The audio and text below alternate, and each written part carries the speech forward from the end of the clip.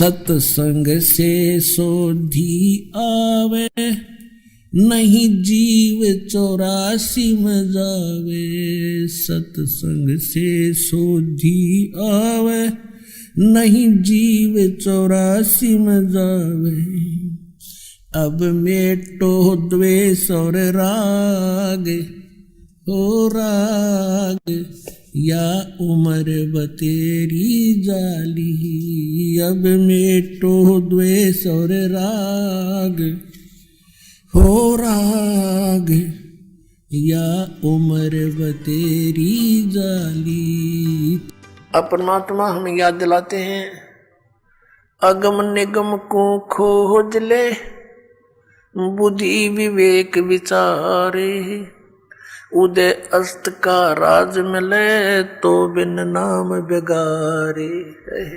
अपने आत्मा हम तो ये सोचते हैं कि हमें कोई अच्छी पोस्ट मिल जाए, हमें कोई अच्छा राज पद प्राप्त हो जाए, एमएलए, एमपी, मंत्री, मुख्यमंत्री, प्रधानमंत्री, राष्ट्रपति बन जावा।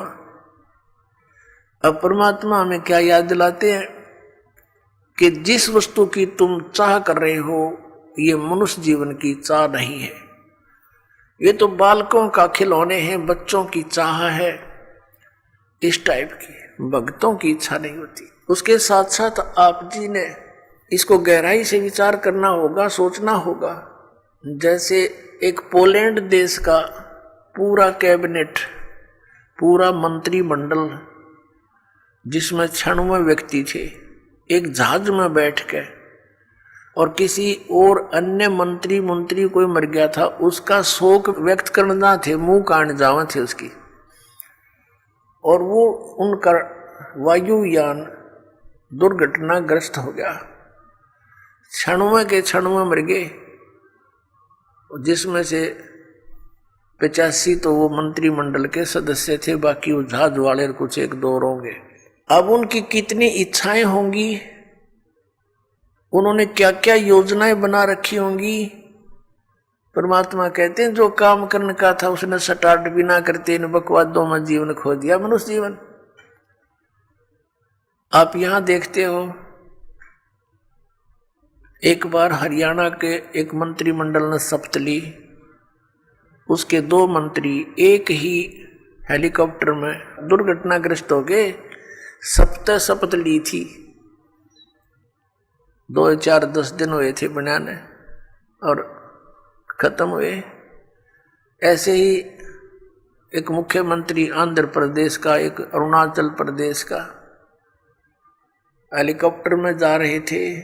आगे उनकी इंतजार में, उनके स्वागत में, उनका माला डालने के लिए लोग खड़े थे अपने स्वार्थवश, और वो दुर्घटनाग्रस्त हो गए। एक की तो 3 दिन में लाश मिली थी, और एक की 1 हफ्ते में गिद्दड़ घसीटे थे उन्हें।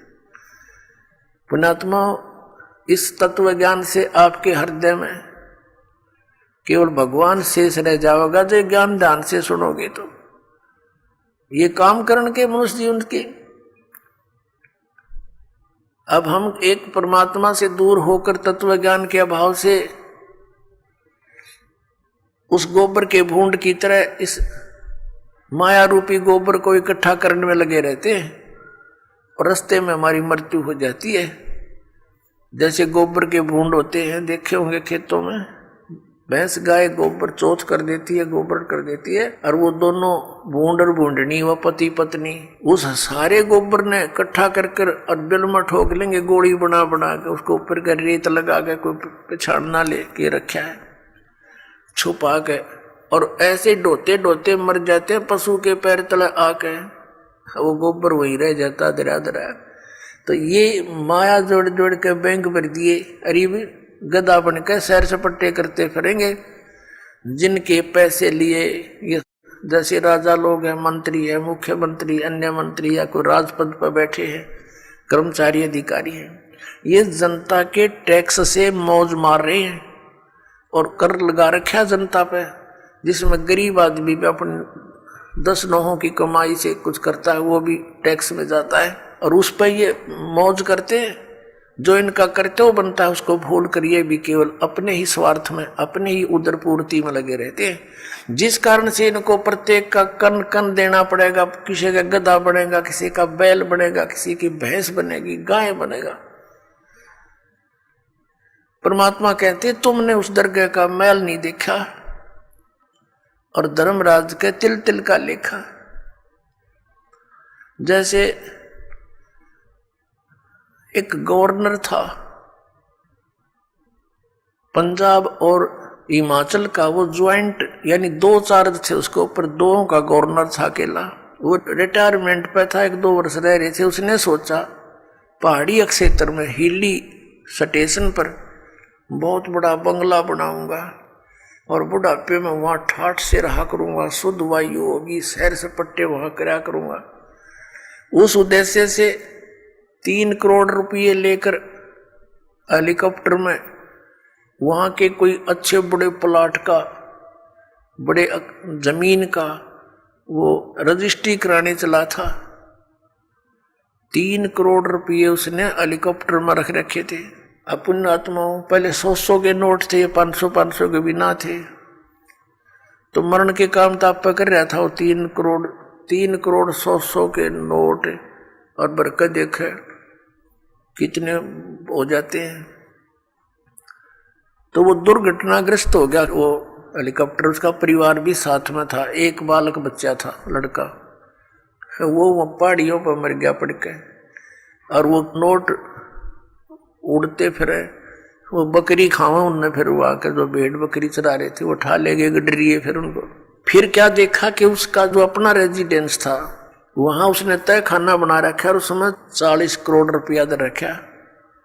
40 करोड़ रुपया 100 के नोटों का मेरे ख्याल में 2 ट्रकों में नहीं चला है। और वो छाती का लाए बैठा सांप की तरह उस पर सोए और वहां मर गया। वो रह गया दरिया दरिया।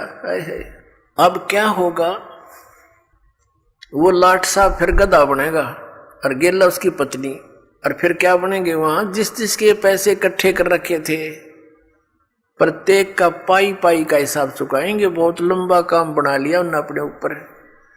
तो परमात्मा कहते हैं कि तुमने उस दरगाह का मैल नहीं देखा और धर्मराज के तिल तिल का लेखा।